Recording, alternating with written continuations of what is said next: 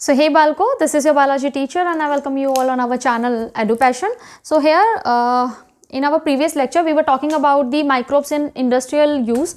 वही हम कंटिन्यू करेंगे, हमारे दो टॉपिक्स रह गए थे, एंजाइम्स एंड बायोएक्टिव एजेंट्स. ठीक है, उसको हम कवर करेंगे आज बेटा. तो क्या है आपके क्या कर रहे थे हम लोग? माइक्रोब्स इन इंडस्ट्रियल प्रोडक्ट्स,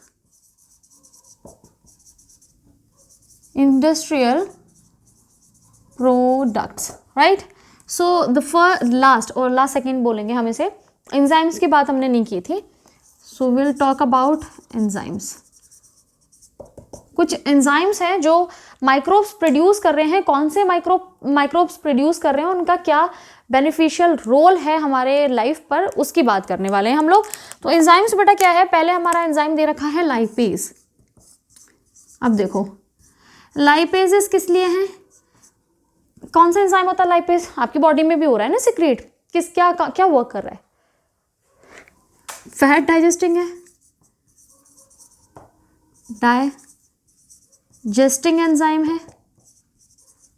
ठीक है, जो कि फैट मॉलिक्यूल्स को या लिपिड डाइजेस्टिंग आपका एंजाइम, आपकी बॉडी में जो डाइजेस्टिव एंजाइम है ये लाइपेज होता है ना सिक्रीट.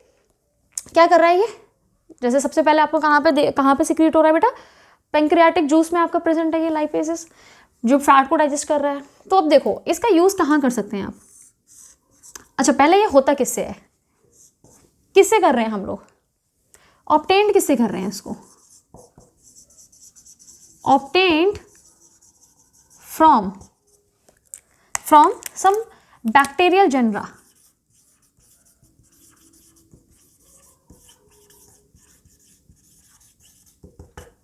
जैसे कि बैसिलस, सीडोमोनास. ये क्या है? बैक्टीरियल जेनरास हैं जो आपके यूज हो रहे हैं बेटा लाइपेज बनाने में. लाइपेज है आपका फैट डाइजेस्टिंग एंजाइम. देखो फैट को आपके रिमूव करेगा. तो हम क्या इसको अपने डिटर्जेंट के प्रोसेस में यूज नहीं कर सकते, डिटर्जेंट मेकिंग में? तो हम यूज कर सकते हैं इसको, use in detergent formulation.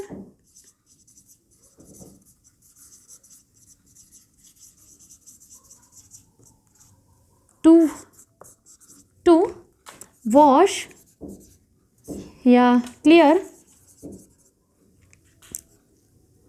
Oil fat stains.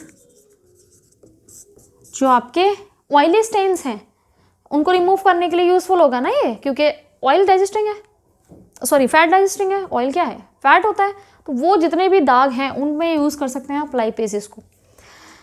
बस इतना सही है, ख़त्म. अब दूसरी बात करते हैं. और भी एंजाइम्स हैं जैसे कि पैक्टिनेज एंड प्रोटीएसिस. देखो इसका बड़ा रोल है बेटा, प्रोटीन डाइजेस्टिंग और पैक्टिन डाइजेस्टिंग. पैक्टिन और प्रोटीन डाइजेस्टिंग एंजाइम्स है ये.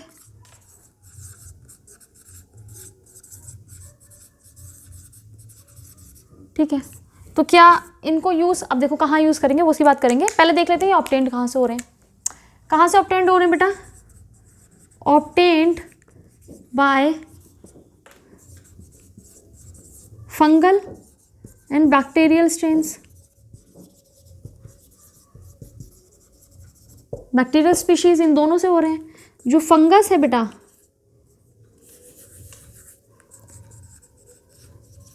फंगाए हैं जो यूज हो रहे हैं इन दोनों के प्रोडक्शन में, दोज आर एस्परजिलस. कौन है बेटा? एस्परजिलस.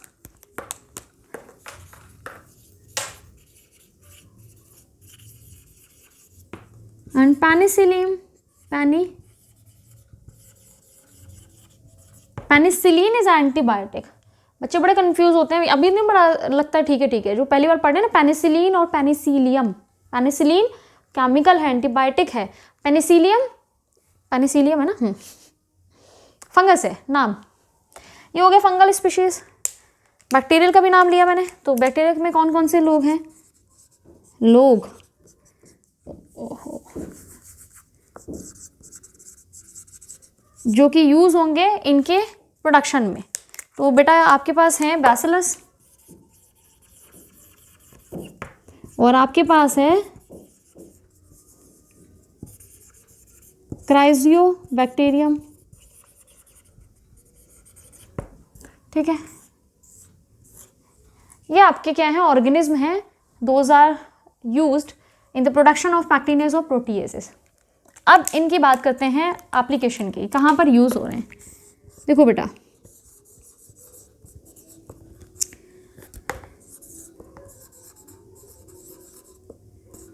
जूसेस में यूज़ हो रहे हैं। To make it clear, market का जो बॉटल्ड जूस है, देखा है ना आपने, मार्केट से जो आप जूस लाते हैं,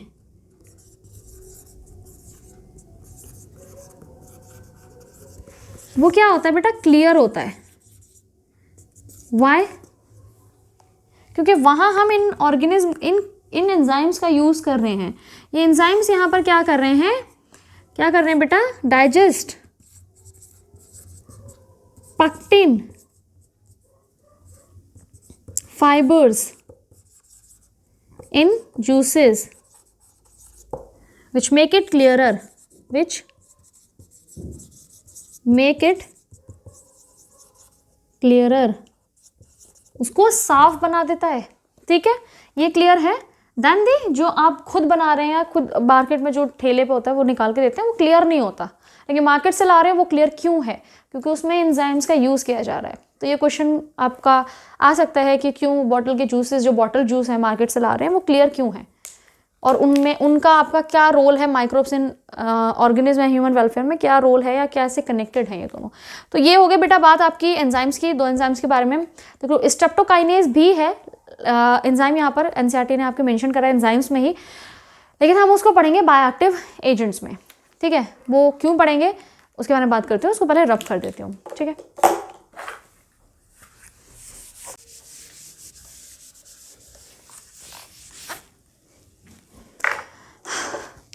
तो बेटा क्या बात कर रहे थे हम अब, माइक्रोब्स किस में, आपके बायोएक्टिव एजेंट्स में, ठीक है।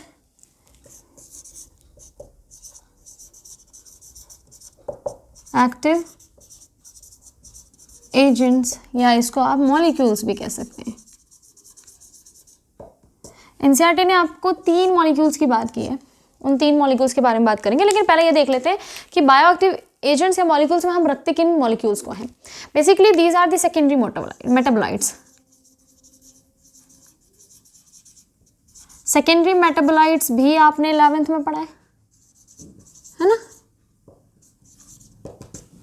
जो आपके लिए यूज़फुल नहीं होते, लेकिन हाँ किसी और पर्पज से यूज़फुल होते हैं, किसी और लोगों के लिए यूज़फुल होते हैं।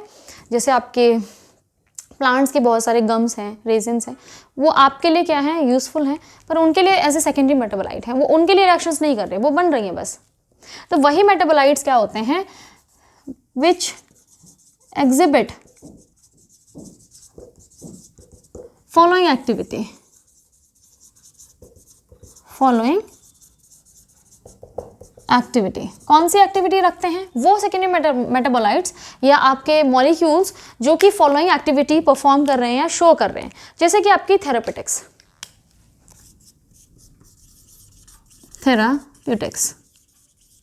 थेरापेटिक्स क्या है बेटा, जो भी आपको ठीक कर रही है चीज़ें उसको थेरापेटिक्स में रखते हैं, ठीक है। दूसरा है आपका बेटा प्रिवेंट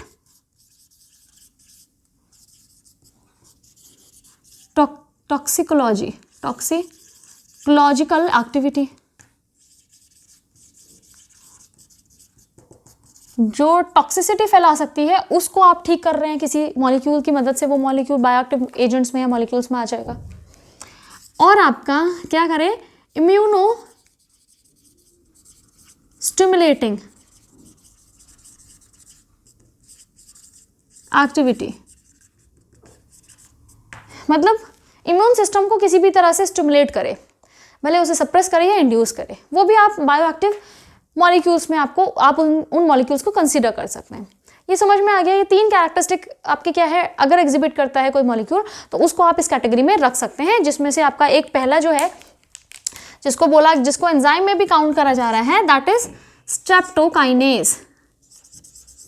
स्ट्रेप्टोकाइनेज ये क्या है बेटा? एंजाइम भी है ये और बायोएक्टिव एजेंट भी है। It is an enzyme also.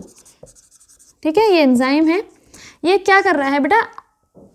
Act कर रहा है, या फिर आपका सबसे पहले ये प्रोड्यूस कहाँ से हो रहा है ना? ऑब्टेन्ड कहाँ से हो रहा है? कौन सा ऑर्गेनिज्म इसको बना रहा है? Obtained by a bacterial species जिसका नाम है स्ट्रेप्टोकोकस बैक्टीरिया।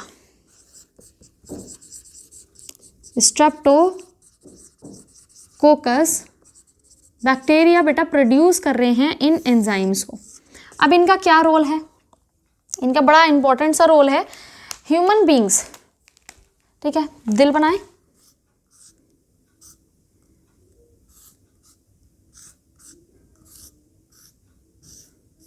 ठीक है, हार्ट हो गया ये, इसी को समझ लो। ठीक है, तो यहाँ से आपकी क्या निकलती है? एओर्टा निकल रही है। ठीक है, जब एओर्टा बेटा ब्लड सर्कुलेट करेगी ना पूरे में, तो यहीं से आपके एक आर्टरी ब्लड में ही वापस, हार्ट में ही वापस जाएंगी। ठीक है, हार्ट को ही वापस क्या करेगी? ब्लड सप्लाई करेगी। This is what the artery. Artery क्यों है? क्योंकि ये हार्ट से बाहर ब्लड लेकर जा रही है, भले हार्ट में वापस आ रही है, लेकिन उसको वेन्स नहीं कहेंगे। क्यों नहीं कहेंगे? ब्लड को क्या कर रही है? सप्लाई कर रही है।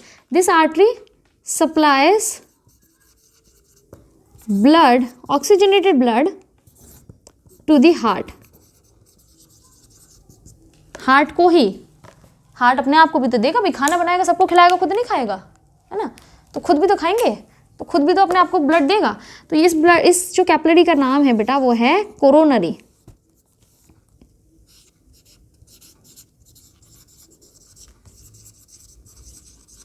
ये आर्टरी में अगर ब्लॉकेज हो जाए, if blockage is found in coronary artery, तो क्या होगा? हार्ट को ब्लड की सप्लाई नहीं मिलेगी, ब्लड नहीं आप पहुंचा तो उसको एनर्जी नहीं, एनर्जी मतलब फूड नहीं मिलेगा, न्यूट्रिएंट्स नहीं मिलेंगे। दूसरी चीज़, उसको ऑक्सीजन नहीं मिलेगी, उसको ब्रेक करके जो एनर्जी ले रहा है, रेस्पिरेशन कर रहा है, तो क्या हार्ट को एनर्जी पहुंचनी बंद नहीं हो जाएगी या बननी हो जाएगी? जिसकी वजह से क्या होगा बेटा? इसकी वजह से leads to myocardial infarction. Myocardial infarction, और जो लीड करेगा heart attack, that's also called as heart attack.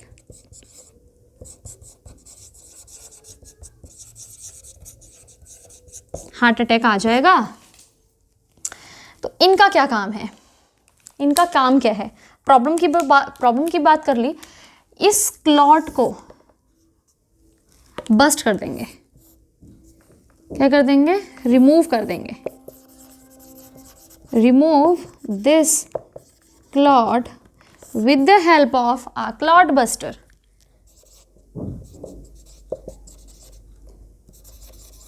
Help of a clot buster, इसको रिमूव कर देंगे। और ये क्लॉट बस्टर क्या है? Streptokinase. Streptokinase, so can we call streptokinase as a clot buster? Yes, clot buster, clot को bast कर देंगे, इसीलिए इसको बोलते हैं क्लॉट बस्टर। ये थेरेपेटिक यूज आ गया, इसकी एक्टिविटी आ गई, समझ में आ रही होगी कैसे। ठीक है, ये हो गया स्ट्रेप्टोकाइनेज। आपके पास एक और है, क्या है? Cyclosporin. Cyclosporin A, this is the another biomolecule. ये first, this is the second. कहाँ से ऑब्टेन्ड हो रहा है बेटा? ये obtained by a fungus called Trichoderma polysporum.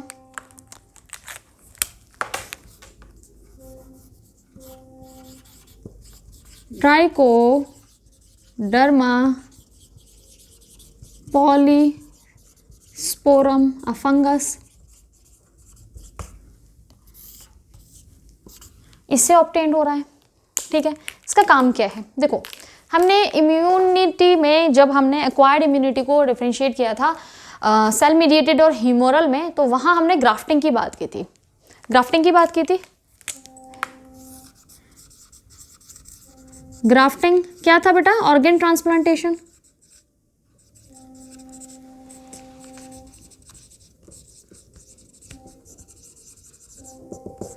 After organ transplantation patient has to take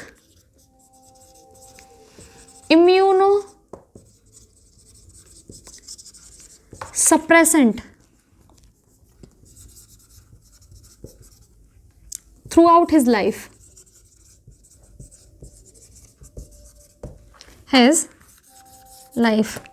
आपके पेशेंट को थ्रू आउट अपने जिंदगी में आपको इम्यूनोसप्रेसेंट क्या ड्रग्स लेने पड़ते हैं। ठीक है, वो दवाइयाँ खाता रहेगा ताकि अपने ही इम्यून सिस्टम को क्या कर सके? सप्रेस कर सके।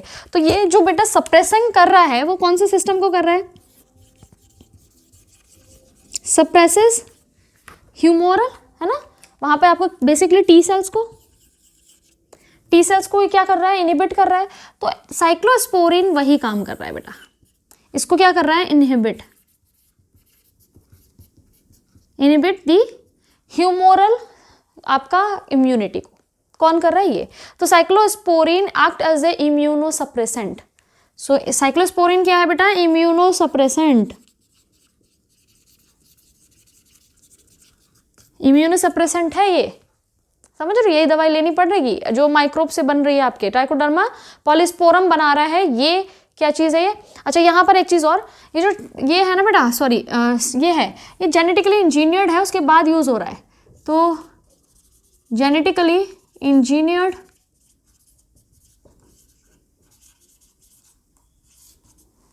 ठीक है, तो ये चीज़ समझ में आ गई। टी सेल्स को कौन सप्रेस कर रहा है बेटा? ये वहाँ पर भी यूज़ हो रहा है as a immunosuppressant during the या फिर during the after grafting.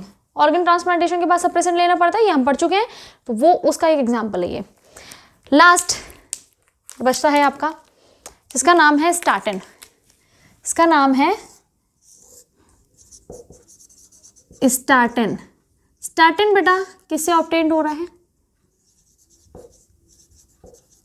Obtained by मोनेस्कस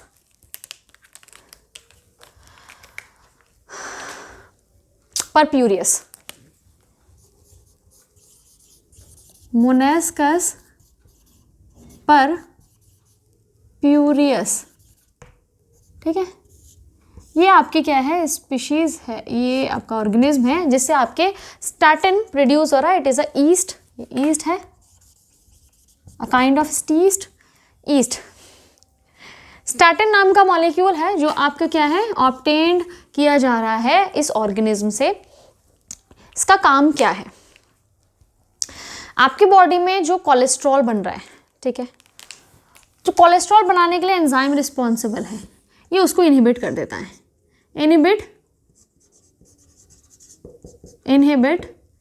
inhibits the enzyme. Cholesterol बनाने के लिए जो यूजफुल एंजाइम है उसको इनहिबिट कर दे रहा है। Responsible for the synthesis of cholesterol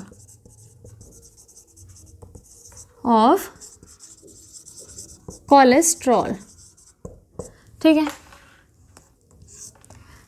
तो इसको मैं ये बोल सकती हूँ कि कोलेस्ट्रॉल को कम करने वाला जो मॉलिक्यूल है, तो मैं इसका नाम रख सकती हूँ कि blood cholesterol lowering agent. Blood के कोलेस्ट्रॉल को कम कर रहा है जो आपके कोलेस्ट्रॉल एंजाइम जो है ना, जो बेटा बना रहा है कोलेस्ट्रॉल, उसी को इनहिबिट कर दिया, तो क्या कोलेस्ट्रॉल बन पाएगा? उससे क्या होगा? जो रिएक्शन है वो कम हो जाएगी। एंजाइम क्या कर रहा है? रिएक्शन को, रेट ऑफ रिएक्शन को बढ़ा रहा है, और उसी एंजाइम को इनहिबिट कर दिया स्टार्टिन ने। तो क्या ये कोलेस्ट्रॉल ब्लड कोलेस्ट्रॉल को कम नहीं कर देगा? तो इसका नाम इसी बेसिस पे, इसके फंक्शन के ऊपर हम क्या रख नहीं सकते हैं कि ब्लड लोवरिंग, क्या blood cholesterol lowering agent, cholesterol lowering agent. कौन है बेटा ये? स्टार्टिन। किससे प्रोड्यूस हो रहा है या ऑब्टेन किया जा रहा है? मोनास्कस पर्प्यूरियस। ये आपके तीन क्या है? 1 2 3 तीन आपके बायोएक्टिव एजेंट्स या मॉलिक्यूल्स हैं जो एनसीईआरटी में मेंशन्ड हैं, जो आपको जिन ऑर्गेनिज्म से ऑब्टेन हो रहे हैं उनका नाम, इनका फंक्शन याद रखना है। और बायोएक्टिव एजेंट्स में हम किनको रखते हैं? जो इस तरीके की प्रॉपर्टीज़ को शो करते हैं उनको हम बायोएक्टिव एजेंट्स या मॉलिक्यूल्स में रखते हैं। तो आई होप समझ में आया होगा ये आपके पूरा, ठीक है। ये आपको लर्न करना है बेटा आज के आज ही। ये इंडस्ट्रियल आपका कंप्लीट होता है। हमने क्या पढ़ लिया बेसिकली? आपके माइक्रोब्स इन हाउस होल्ड में पढ़ा था हमने, कर्ड डो ऑफ बेकरीज में जो डो यूज़ हो रहा है उसकी फर्मेंटेशन। उसके बाद हमने पढ़ा था बेटा टॉडी, जो कि फर्मेंटेड ड्रिंक है साउथ इंडिया की। उसके बाद हमने पढ़ा था बेटा क्या पढ़ा था हमने? चीज़। उसके बाद हमने पढ़ा माइक्रोब्स इन इंडस्ट्रियल प्रोडक्ट्स, जिसमें हमने स्टार्ट किया किससे? बेवरेजेस से, दारू से, फर्मेंटेड बेवरेजेस जो आते हैं। उसके बाद हमने बात की बेटा एंटीबायोटिक्स की। उसके बाद बात की हमने कुछ ऑर्गेनिक एसिड्स की और केमिकल्स की जो प्रोड्यूस हो रहे हैं माइक्रोब से इंडस्ट्रियल लेवल पे। उसके बाद बात की थी हमने किसकी? आज वाले लेक्चर में एंजाइम्स की, ठीक है। उसके बाद आज ये लास्ट टॉपिक है इंडस्ट्रियल प्रोडक्ट्स में, दैट इज़ बायोएक्टिव मॉलिक्यूल्स। इसमें हमने 3 बायोएक्टिव मॉलिक्यूल्स और उनके फंक्शंस की और उनके ऑर्गेनिज्म जिससे वो प्रोड्यूस हो रहे हैं उनकी बात कर ली। तो फाइनली हमारा यहाँ कंप्लीट होता है 2 topics, microbes in house hold products and microbes in industrial products. Next topic जो हमारा नेक्स्ट लेक्चर होगा बेटा उसमें हम लोग सीवेज ट्रीटमेंट कर लेंगे। उसके बाद बायोगैस कर लेंगे और उसके बाद 2 और टॉपिक हैं। बायोगैस और 2 को हम मिक्स कर लेंगे जो कि बायो कंट्रोल एजेंट्स हैं, उनको होपफुली देखते हैं कि बहुत जल्दी हो जाएगा ये चैप्टर आपका। तो ये आप लोग पढ़ लीजिएगा आज ही, लर्न कर लीजिएगा आज ही। नोट्स मैं प्रोवाइड कर दूँगी ग्रुप में। सो पढ़ते रहिए। God bless you all.